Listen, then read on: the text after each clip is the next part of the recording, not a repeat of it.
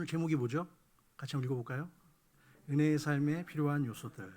우리가 은혜로운 삶을 살기 위해서는 필요한 요소들이 참 많이 있을 겁니다. 그것이 무엇인지 오늘 말씀을 통해서 함께 나눴으면 좋겠습니다. 어느 날 사탄이죠. 마귀, 사탄이 바카스병 같은 한 10개들이 딱 아시겠죠? 딱 10개 들어있잖아요. 2개씩 해서. 그런 10개들이 상자를 들고 왔어요. 들고 와서 어떤 한 청년에게 다가와서 제안을 합니다. 이 10개의 병 중에 9개에는 꿀물이 들어있고, 바카스같이 그냥 그대로 꿀물이 들어있고, 그리고 남은 1개의 병, 딱 1개의 병에 독약이 들어있어요. 근데 이 독약은 무색, 무취예요.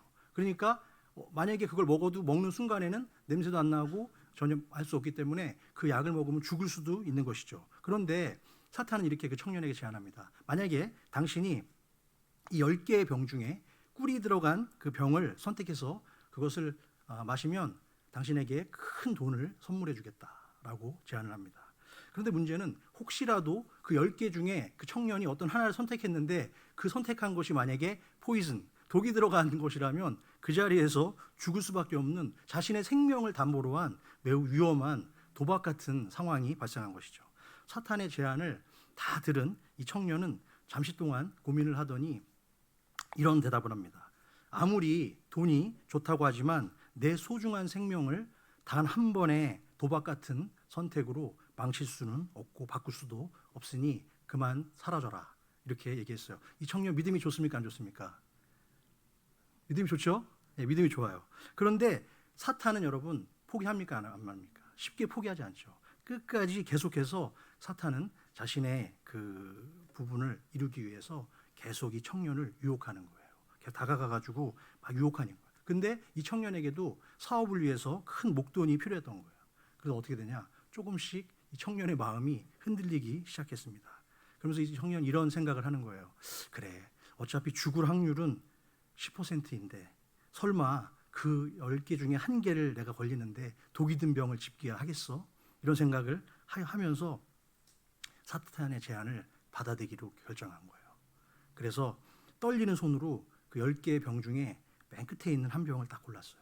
왠지 끝에 있는 게 괜찮을 것 같아. 그래가지고 한 병을 딱 골라서 홀짝 마셨어요. 어떻게 됐을까요? 살았어요? 네, 다행히 죽지 않고. 잘하시네. 이거 알고 있는 거 아니야 혹시? 다행히 죽지 않고 이 청년이 살았어요. 꿀물을 맛있게 먹은 거죠. 그래서 이 청년에게 큰 돈을 사탄은 주게 되었습니다. 그런데 자신을 유혹했던 사탄을 향해서 이 청년은 이제 이렇게 얘기하는 거예요. 이제 다시는 나를 찾아오지 마십시오. 나는 이제 끝, 여기서 끝, 더 이상의 도박은 안 하겠습니다. 그리고 딱 부탁을 하면서 헤어졌어요. 그런데 사탄은 청년이 그 쉽게 번 돈을 다 써갈 때쯤 꼭 그때 또 나타나잖아요.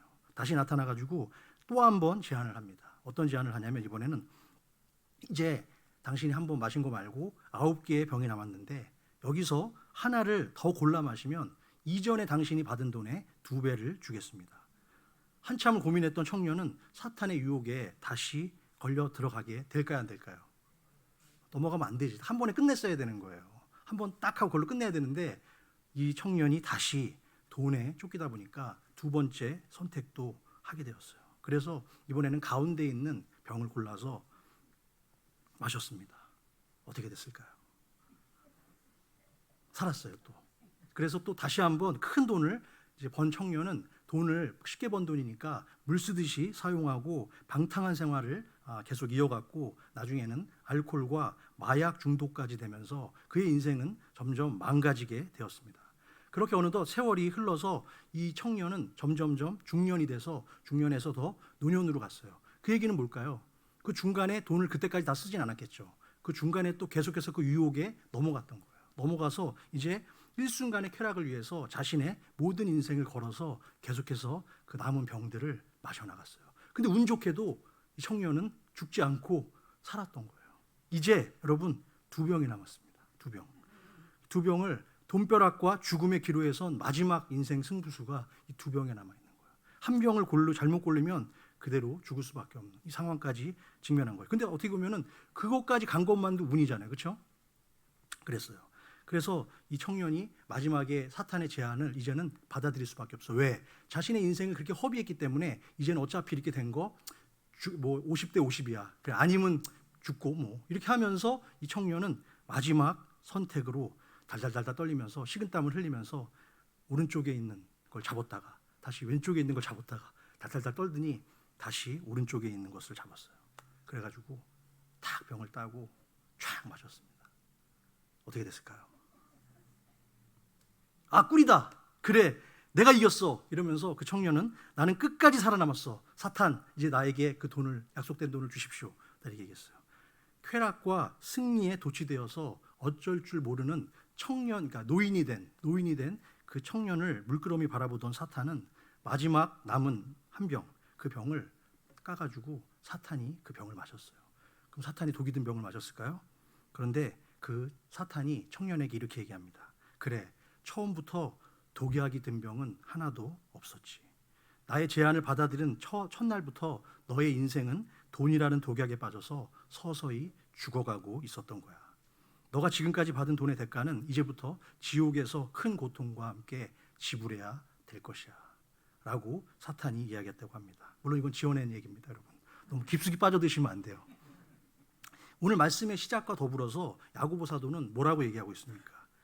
불의한 자들을 향한 거침없는 독서를 퍼붓고 있습니다. 요즘에 그래서 계속해서 지금 뭐 비방의 독, 뭐 허탄한 생각 계속 지금 들으라 하면서 센 이야기들을 하고 있어요.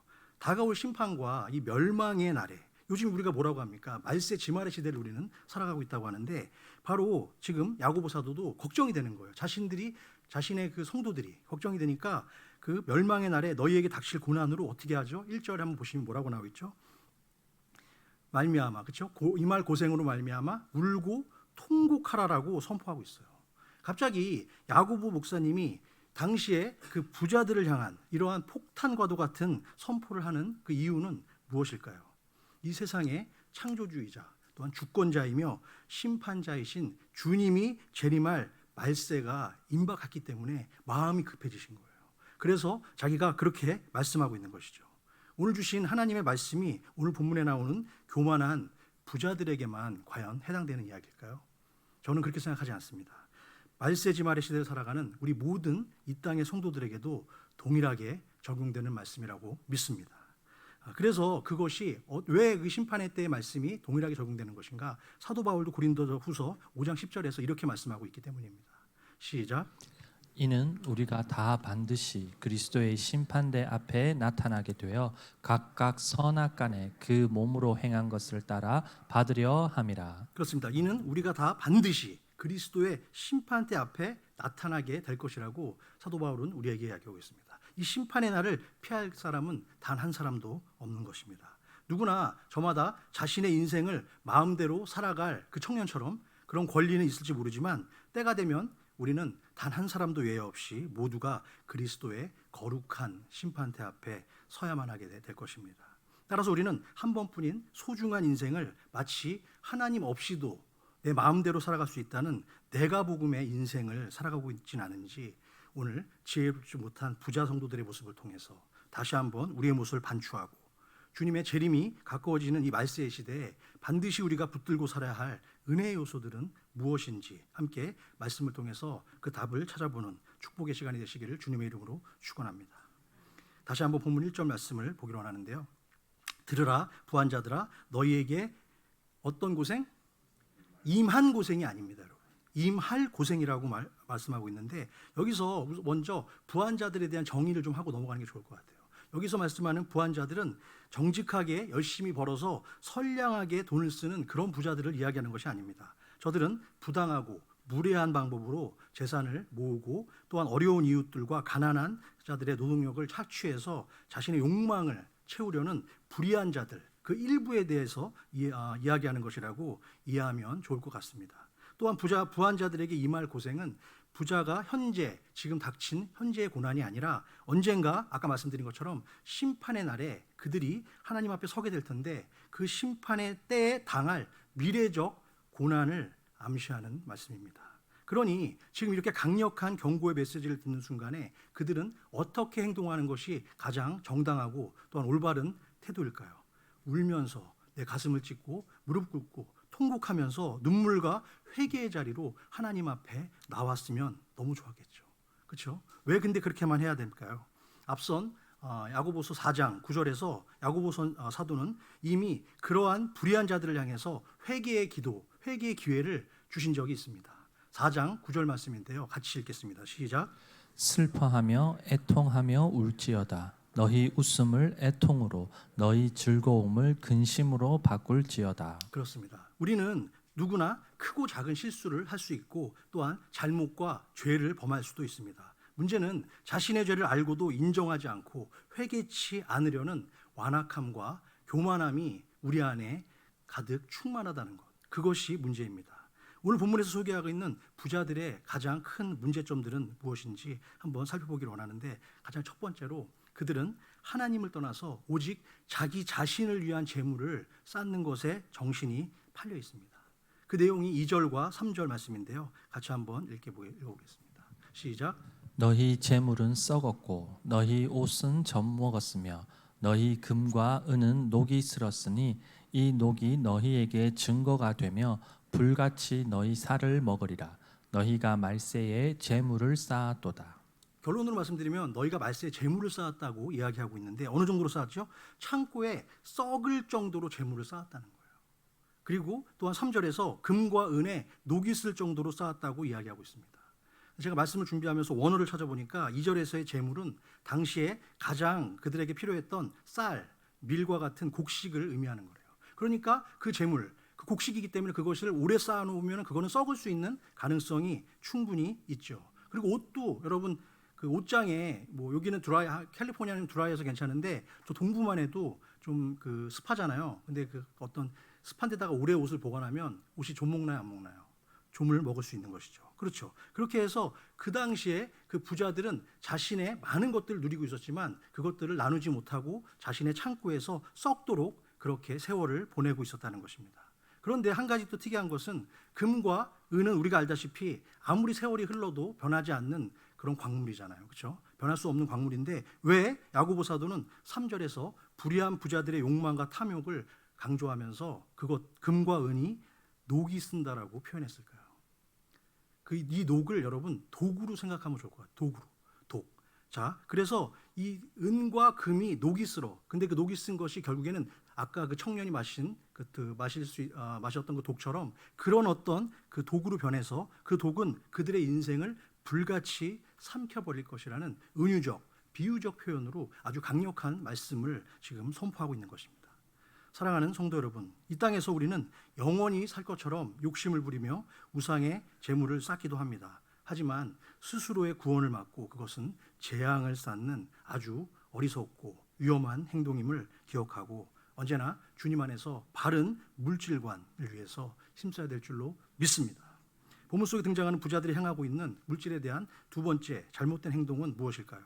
본문 4절 말씀을 보겠습니다. 시작. 보라, 너희 밭에서 추수한 품꾼에게 주지 아니한 삭이 소리 지르며 그 추수한 자의 우는 소리가 만군의 주의 귀에 들렸느니라. 그렇습니다. 지금 이 부자들의 잘못은 뭐냐면 지금 이 4절에서 보면 여러분 두 가지 좋지 않은 소리가 들리죠. 그렇죠? 자, 안에 답이 다 있습니다. 말씀 속에. 처음에 뭐죠? 어떤 소리죠? 품꾼에게 주지 아니한 삭이라고요. 삭이 소리를 지른대. 여러분, 품꾼에게 주지 않은 거 어떻게 보면 월급이라고 볼 수 있잖아요. 그렇죠? 근데 그것이 어떻게 소리를 지르냐는 거예요. 이것은 아까 3절에서 봤던 것처럼 금과 은이 썩지 않는데 녹이 쓴다고 하는 표현처럼 그 정도로 위험하다는 거예요. 그 소리를 누가 들어? 만군의 주께 주의 귀에 들린다는 거예요. 그리고 또 두 번째 소리는 뭡니까? 추수한 자의 우는 소리도 만군의 주님께서 들으신다고 지금 야고보 사도는 이야기하고 있습니다. 자신들을 위해서 일하는 일꾼들을 따뜻하게 사랑으로 감싸고 대하지 않고 착취하고 괴롭히고 못된 말을 하고 그들에게 폭력을 휘두르는, 언어적인 폭력도 폭력이겠죠. 그렇죠? 그래서 그들의 눈에서 피눈물을 하게 하는 그런 경우에 정말 그 다른 사람의 그 아픔을 이용하고 그 사람들에게 피눈물을 하게 하면서 얻은 모든 부귀와 재물은 절대로 오래갈 수도 없고 하나님이 기뻐 받지 않으십니다. 왜 그럴까요?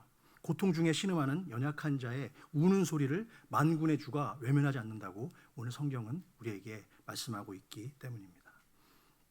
아주 오래전 일인데 저희가 처음에 이제 그 이민을 뉴욕으로 왔어요. 뉴욕에 제가 이제 원래 이제 그 공부를 더 하려고 뉴욕으로 이제 왔는데 그때 와가지고 이제 신분도 이제 뭐 학생 신분이고 여러 가지 상황이 그러니까 일을 편하게 할 수가 없잖아요. 그래가지고 그때 이제 제 아내가 이제 그 뉴욕에 있는 어떤 한국 빵집에서 일을 했어요. 일을 했는데 좋지요. 빵집에서 일하니까 빵도 이제 갖고 오고 뭐 너무 아주 좋았는데 신선한 빵을 먹을 수 있으니까. 그랬는데 어느 날 갑자기 그 제 생일도 아니고 애들 생일도 아닌데 이따만한 큰 케이크를 들고 오는 거야. 케이크를. 아이고 어쩐 일이야? 케이크를. 그러니까 빵집에서 일하니까 갖고 왔나 보다 이렇게 생각을 했죠, 저는.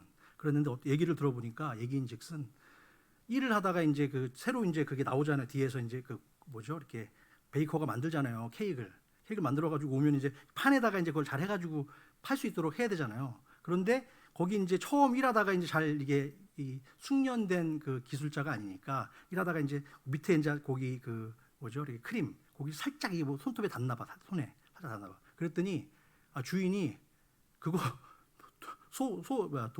소매 가격으로 그거 사가라고. 당신이 실수했으니까 그거 가져가라고. 그래가지고 그게 뭐 5불 뭐 6불도 아니고 보통 30불 넘잖아요. 케이크 하나 이만한 거. 그러니까 이제 분소리 못하고 시간당 그때 10불도 안 할 텐데 3시간이란 거 한 방에 날아간 거예요. 그래가지고 이제 갖고 왔어. 어떨 때는 2개 갖고 와.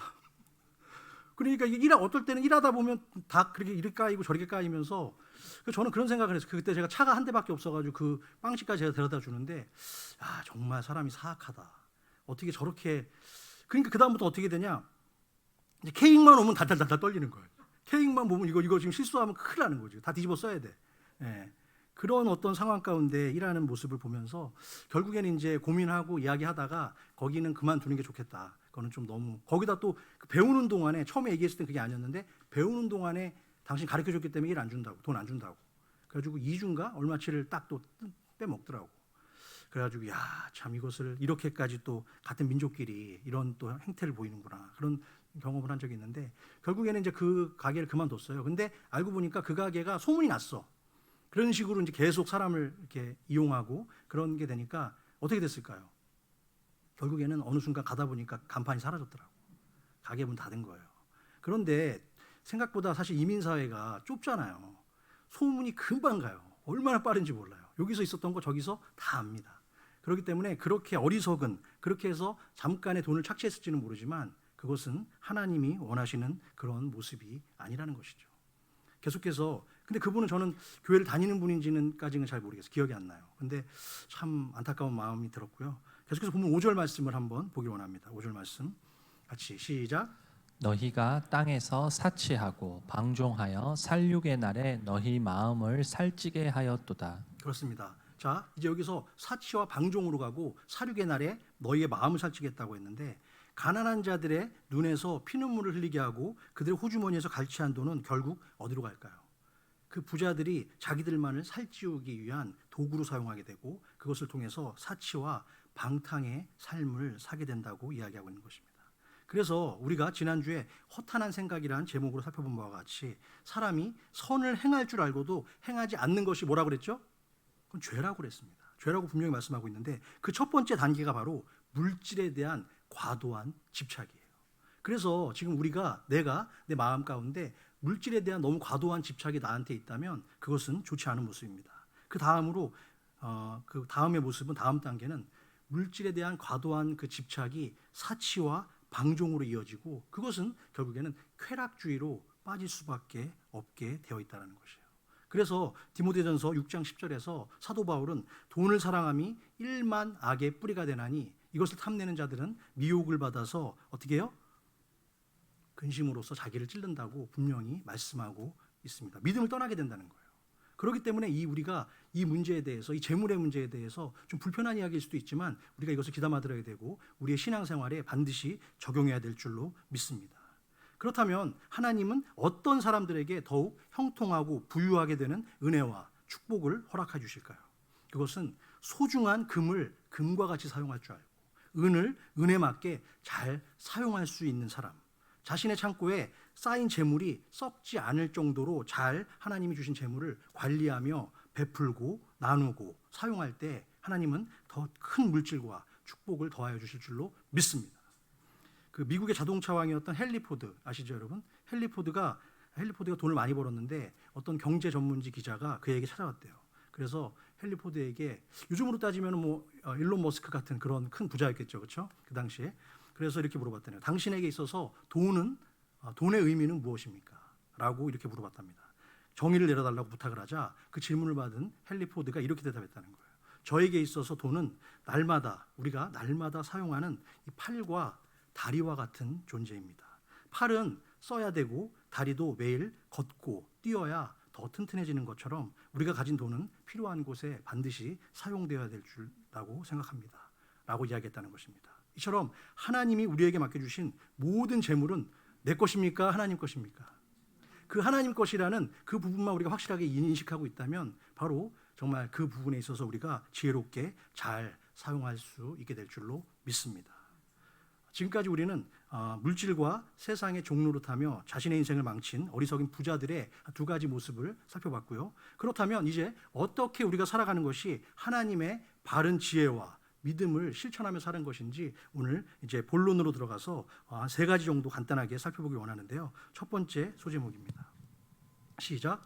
인내의 삶. 짧게 정리했는데 이것은 주님이 오실 때까지 우리가 참고 인내하는 삶을 살아야만 한다는 것입니다. 본문 7절 말씀 한번 볼까요? 7절 말씀. 시작. 그러므로 형제들아 주께서 강림하시기까지 길이 참으라. 보라 농부가 땅에서 나는 귀한 열매를 바라고 길이 참아 이른 비와 늦은 비를 기다리라니. 그렇죠. 이제 야고보 사도는 지금까지의 그런 허탄한 생각들 그리고 잘못된 부의 그런 모습들 그런 것들을 다 내려놓고 그러므로 하면서 이제는 말씀의 전환을 가지고 있습니다.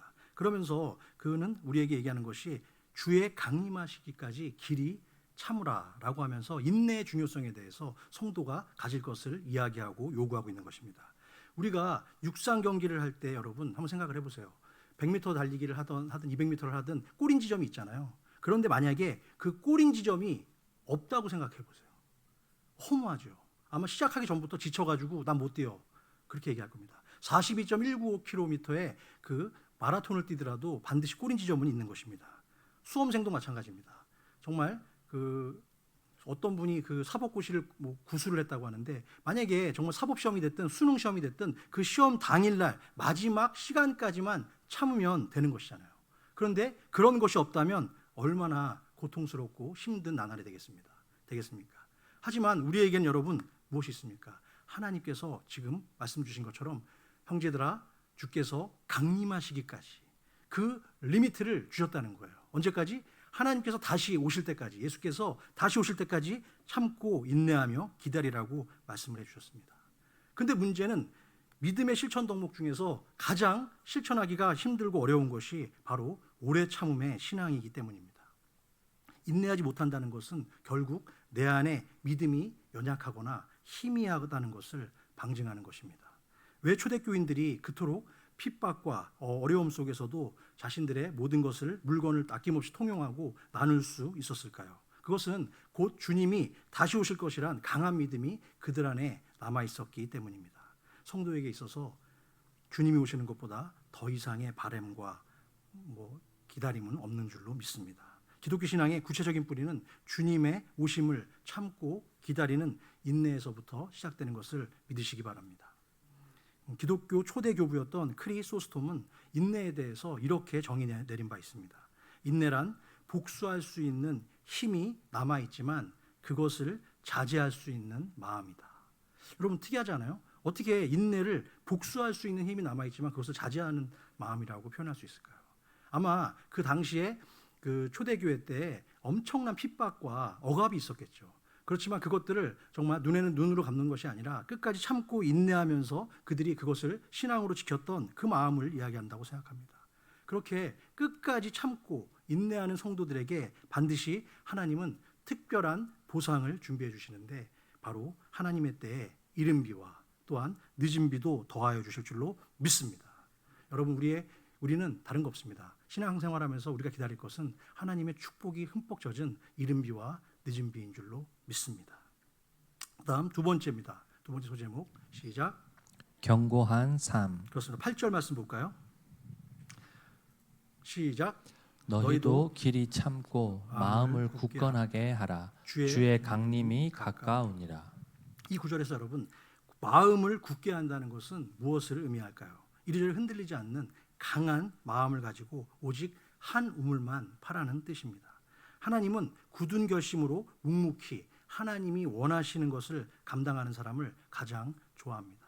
뚝심 있는, 맷집 있는 그런 사람을 하나님은 가장 좋아하십니다. 그렇게 살아갔던 성경의 대표적인 인물은 여러 명이 있지만 그 중에서도 믿음의 사람, 바로 다윗이라고 생각합니다. 그 모습이 어떻게 나타나는지 사도행전 2장 25절에 나와 있는데요. 같이 한번 읽기를 원합니다. 시작.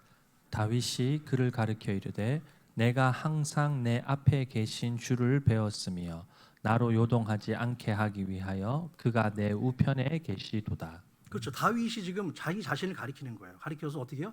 내가 항상 내 앞에 계신 주를 배웠음이며, 정말 우리가 항상 주님이 내 앞에 계신데 그것을 뵌 마음으로 살아간다면 어떻게 우리가 요동하고 흔들릴 수 있겠습니까?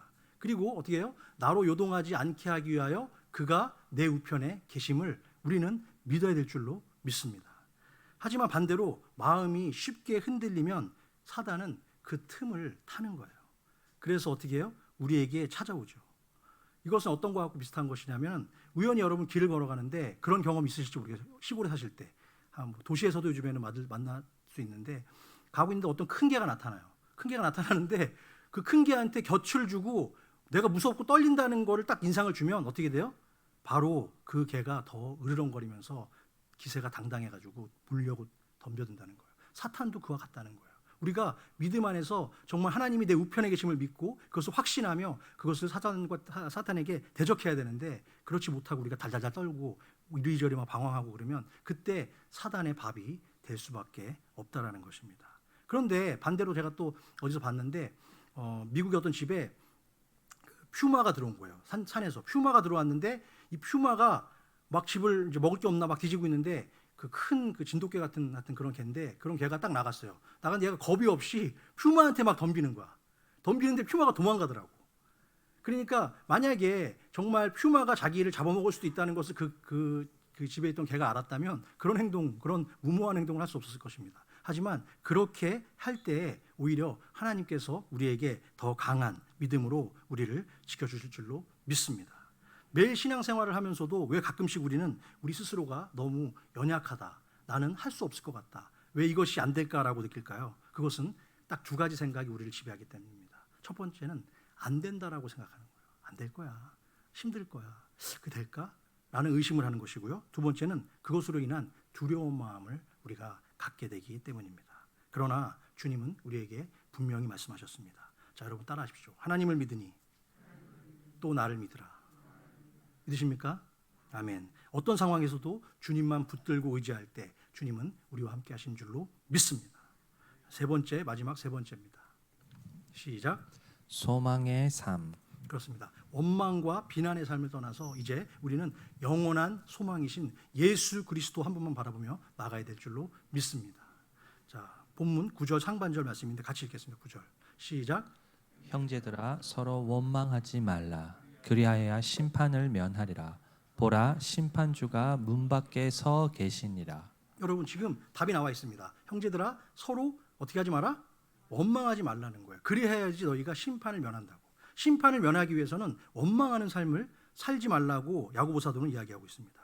원망은 뭡니까, 여러분? 모든 책임을 남에게 뒤집어 씌우는, 나는 잘못이 없다는 그런 교만한 모습입니다. 원망에서 나올 것은 아픔과 상처, 그리고 서로에 대한 비난뿐이 없습니다. 그리고 원망은 여러분 반드시 우리의 정신과 우리의 신체도 망치는 악영향을 끼치게 되어 있습니다. 항상 평안과 감사와 사랑의 감정이 넘치는 사람은 여러분 맥박의 속도도 고르대요. 그리고 먹은 음식도 소화가 잘 되고 편안하니까 그렇게 살아갈 수 있는 것입니다. 하지만 남을 미워하고 시기하고 질투하고 원망하는 감정이 생기면 혈액순환이 고르지 않고 심장의 박동수도 막 불규칙적으로 변하고 빨라지고, 또한 위장의 기능에도 쉽게 문제가 생기고 암에도 잘 걸린다고 합니다. 이제는 더 이상 과거에 얽매여서 남을 탓하고 비난하는 원망의 삶이 아니라 십자가 보혈로 우리를 영원한 생명으로 구속해 주신 주님께 속한 새 소망과 진리, 그리고 자유의 삶을 마음껏 누리시는 저와 성도 여러분 되시기를 주님의 이름으로 축복합니다. 이제 오늘의 결론의 말씀인 10절과 11절 말씀인데요. 여러분 한 목소리로 같이 읽겠습니다. 여기에 답이 나와 있습니다. 시작. 형제들아 주의 이름으로 말한 선지자들을 고난과 오래 참음의 본으로 삼으라.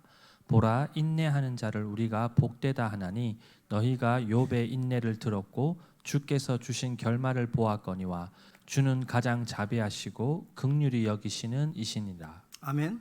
그렇습니다. 복음 때문에 온갖 고난과 순환을 참았던 성경 속에 있는 선지자들과 욥 같은 믿음의 선배들의 신앙을 우리는 기억하라고 이야기하고 있습니다.